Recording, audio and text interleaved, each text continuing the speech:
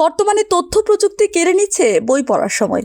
প্রত্যেকের হাতে যখন স্মার্টফোন, তখন বইমুখী হওয়া অত্যন্ত কঠিন।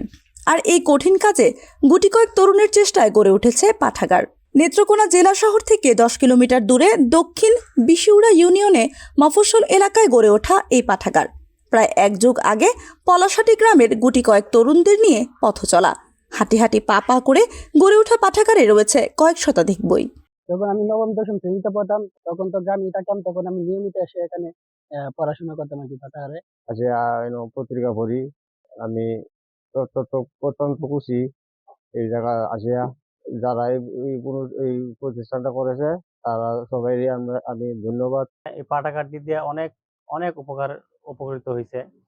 তো আমরা এই পাঠাগারের দিয়ে অনেক দূর যাতে আগায় নিতাম পারি। বাড়ছে পাঠাগারের পাঠকপ্রিয়তা।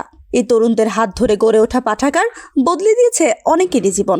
দেশের বিভিন্ন স্বনামধন্য বিশ্ববিদ্যালয়ে অধ্যয়নরত রয়েছে অনেক শিক্ষার্থী। এই পাঠাগারে আসার মাধ্যমে বিভিন্ন বড় ভাইদের বক্তব্য, অনেকে বিশ্ববিদ্যালয়ে পড়ে, তাদের বক্তব্য আমার মনের মধ্যে অনেক অনুপ্রেরণা জাগাইছে।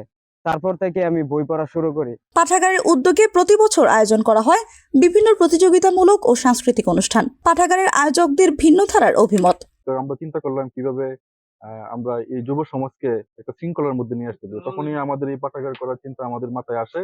তখন আমরা ছোট পরিসরে একটা পাঠাগার করার চিন্তা করলো। পরে আস্তে আস্তে আমরা আমাদের গ্রামের অনেক লোক আছে যারা আমাদেরকে সহযোগিতা করছে বিভিন্নভাবে, অর্থ দিয়ে, কেউ বাঁশ দিয়ে, কেউ বুদ্ধি পরামর্শ দিয়ে সহযোগিতা করছে।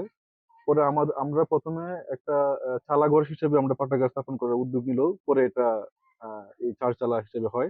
বর্তমানে স্মার্টফোনের নেতিবাচক প্রভাব কাটাতে বই পড়ার বিকল্প নেই। সোনার বাংলায় সোনার সন্তান তৈরিতে পাঠাগারের বিকল্প নেই, এমন প্রত্যাশা আলোর পথে সাধারণ পাঠাগারের এই তরুণ আয়োজকদের।